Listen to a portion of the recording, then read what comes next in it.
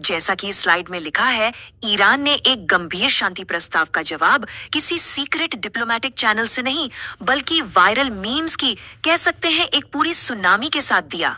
सोचिए जरा, एक देश अपनी बात रखने के लिए पूरी दुनिया के सामने मीम्स का सहारा ले रहा है। तो सबसे पहले ये समझते हैं कि आखिर ये डिप्लोमेटिक मीम रिएक्शन था क्या। चलिए जानते हैं कि इस ऑनलाइन ड्रामे में असल में हुआ क्या था।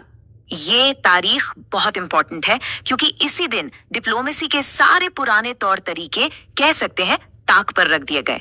कोई बंद दरवाजों के पीछे मीटिंग नहीं, कोई फॉर्मल लेटर नहीं। ईरान ने अपनी बात को सीधे दुनिया के सामने रखा, सोशल मीडिया के जरिए। ये कूटनीति कम और एक ग्लोबल पब्लिसिटी स्टंट ज्यादा लग रहा था। लेकिन सवाल तो ये उठता है कि ईरान को ऐसा करने की जरूरत ही क्यों पड़ी? इस पूरी मीमबाजी के पीछे की वजह क्या थी? वेल, इसका जवाब छिपा है एक तथाकथित अल्टीमेट पीस ऑफर में। इस पूरी कहानी का सेंटर पॉइंट है ये अल्टीमेट पीस ऑफर। ये अमेरिका के पूर्व राष्ट्रपति डोनाल्ड ट्रंप की तरफ से ईरान को दिया गया एक शांति प्रस्ताव था। लेकिन ईरान ने इसे शांति का मौका नहीं, बल्कि पूरी दुनिया के सामने अमेरिका का मजाक उड़ाने का एक मौका समझा। और बस यहीं से मीम्स की बरसात शुरू हो गई। और ये मामला कितना वायरल हुआ, इसका अंदाजा इस नंबर से लगाइए। इस मीम वॉर पर बने एक वीडियो को सिर्फ 1 घंटे के अंदर 1,35,000 से भी ज्यादा व्यूज मिले।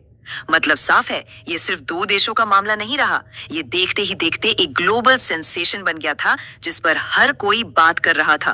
तो यहाँ ये समझना बहुत जरूरी हो जाता है कि ये सिर्फ कोई ऑनलाइन मजाक मस्ती नहीं चल रही थी। ये एक बहुत बड़ी और सोची समझी स्ट्रैटेजी का हिस्सा है जिसे कहते हैं डिजिटल इंफॉर्मेशन वॉर। एक ऐसी जंग जो जमीन पर टैंकों और मिसाइलों से नहीं, बल्कि लोगों के दिमाग और उनके फोन की स्क्रीन पर लड़ी जाती है।